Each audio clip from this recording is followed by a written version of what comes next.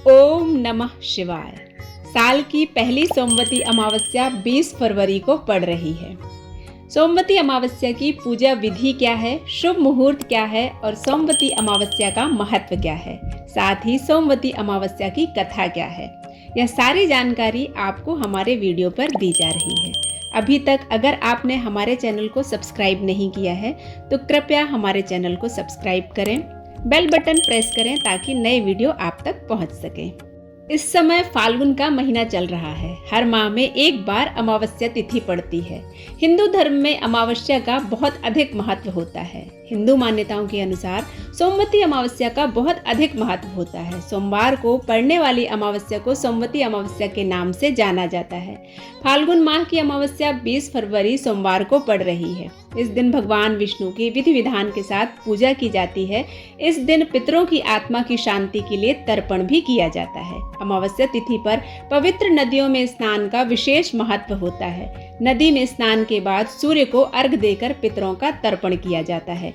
धार्मिक मान्यताओं के अनुसार अमावस्या के दिन महिलाएं पति की लंबी आयु की कामना के लिए व्रत रखती हैं।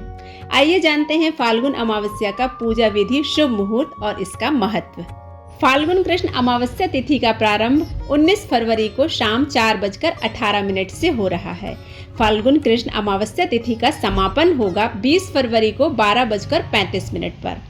धार्मिक मान्यताओं के अनुसार सोमवती अमावस्या का विशेष महत्व होता है।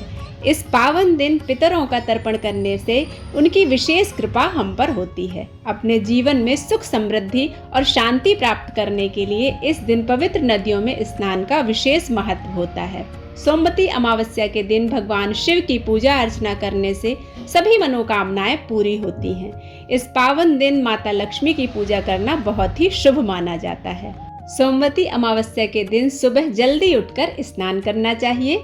इस दिन किसी पवित्र नदी या सरोवर में स्नान करने का बहुत अधिक महत्व होता है। यदि आप किसी पवित्र सरोवर में या गंगा स्नान नहीं कर सकते तो घर में ही नहाने के पानी में गंगा जल मिलाकर स्नान करते हैं तो वही फल प्राप्त होता है। स्नान करने के बाद घर के मंदिर में दीप प्रज्वलित करना चाहिए।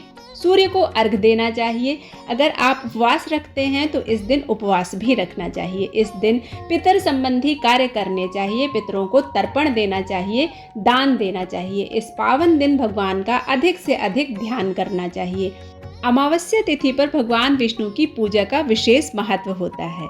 इस दिन विधि विधान से भगवान शंकर, माँ पार्वती और श्री हरि विष्णु और महालक्ष्मी की पूजा करने से घर में सुख शांति और समृद्धि रहती है।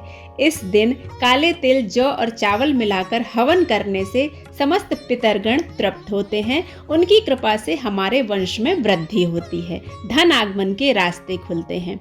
अमावस्या तिथि पर पीपल वृक्ष की पूजा का विधान है। धार्मिक मान्यता के अनुसार पीपल के वृक्ष में देवी देवताओं का वास होता है, इसलिए इस दिन पीपल के पेड़ को जल अर्पित करना चाहिए। जल में अक्षत, रोली, कुमकुम, गुड़, शक्कर और थोड़ा सा कच्चा दूध डालकर पीपल वृक्ष की जड़ में अर्पित करना चाहिए। पेड़ के नीचे दीपक जलाने से व्यक्ति को विशेष लाभ प्राप्त होता है।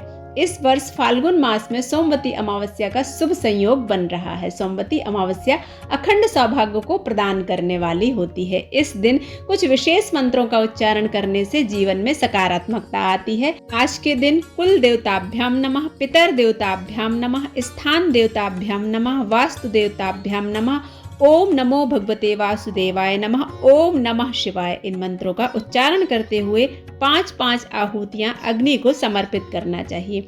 छोटा सा ही सही पर हवन अवश्य करना चाहिए। अमावस्या तिथि पर गंगे च यमुने चैवे गोदावरी नर्मदे सिंधु कावेरी जले अस्मिन् सन्निधिं कुरु, इस मंत्र का जाप करते हुए स्नान करना चाहिए। गायत्री मंत्र का जाप करना चाहिए। ओम पित्राभ्याम नमः, इस मंत्र का जाप करते हुए 5 आहुतियां देनी चाहिए। सोमवार का दिन होने के कारण शिवलिंग का अभिषेक करें और साथ ही ओम नमः शिवाय मंत्र का लगातार जाप करते रहें। इस बीज मंत्र से भोलेनाथ अति शीघ्र प्रसन्न होते हैं और साधक की सभी मनोकामनाओं को वह पूर्ण करते हैं। सुहागन महिलाएं सोमवती अमावस्या के दिन 16 श्रृंगार पीपल वृक्ष को अर्पित करें। माता महालक्ष्मी, माँ पार्वती का ध्यान कर वह सुहाग सामग्री पीपल वृक्ष की जड़ में अर्पित कर दें।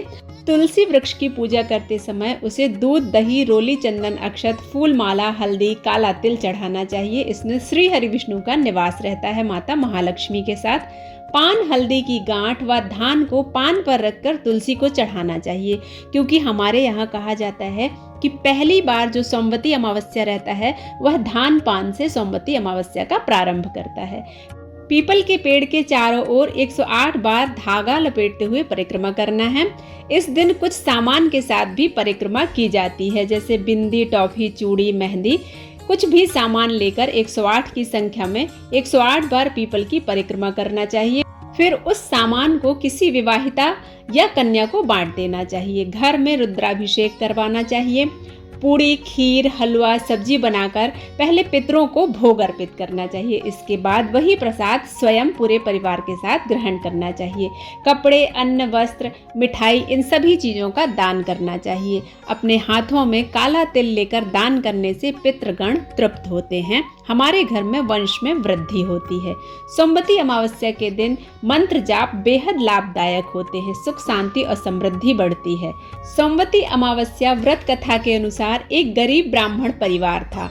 उस परिवार में पति पत्नी के अलावा उनकी एक पुत्री भी थी। उनकी पुत्री समय के गुजरने के साथ साथ धीरे धीरे बड़ी होने लगी। उस पुत्री में बढ़ती उम्र के साथ सभी स्त्रियोचित सगुणों का विकास हो रहा था। वह कन्या सुंदर और संस्कार और गुणवान थी, परंतु गरीब होने के कारण उसका विवाह नहीं हो पा रहा था। एक दिन उस ब्राह्मण के घर एक साधु महाराज पधारे। साधु उस कन्या के सेवा भाव से अत्यंत प्रसन्न हुए। कन्या को लंबी आयु का आशीर्वाद देते हुए साधु ने कहा कि इस कन्या के हाथ में विवाह योग्य रेखा नहीं है। तब ब्राह्मण दंपत्ति ने साधु से इसका उपाय पूछा। कन्या ऐसा क्या करे कि उसके हाथ में विवाह योग बन जाए। साधु महाराज ने कुछ देर विचार करने के पश्चात अपनी अंतर्दृष्टि से ध्यान करके बताया कि कुछ ही दूरी पर एक गांव में सोना नाम की एक धोबिन महिला अपने बेटे और बहू के साथ रहते हैं, जो बहुत ही आचार विचार और संस्कार संपन्न तथा पतिपरायण हैं।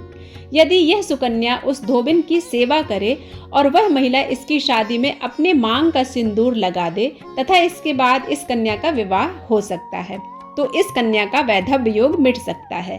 साधु ने यह भी बताया कि वह महिला कहीं बाहर आती जाती नहीं है।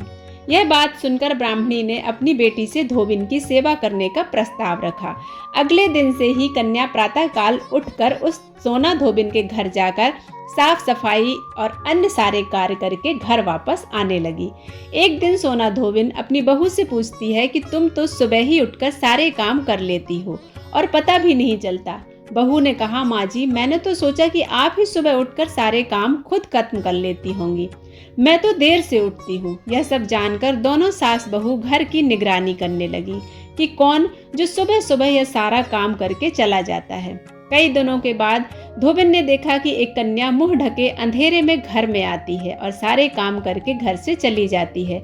जब वह जाने लगी तो सोना धोबिन ने उसके पैरों पर गिरकर पूछा कि तुम कौन हो और कहाँ से आई हो? इस तरह छुपकर तुम मेरे घर की चाकरी क्यों करती हो? तब कन्या ने साधु द्वारा कही गई सारी बातें बताई।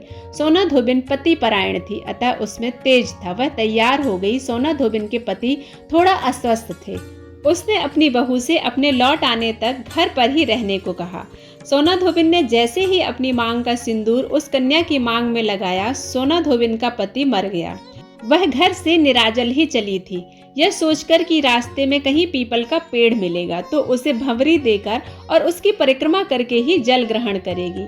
उस दिन सोमवती अमावस्या थी। ब्राह्मण के घर मिले पुए पकवान की जगह उसने ईंट के टुकड़ों से 108 बार भंवरी देकर 108 बार पीपल के पेड़ की परिक्रमा की और उसके बाद जल ग्रहण किया। ऐसा करते ही उसके पति की मृत शरीर में वापस जान आ गई।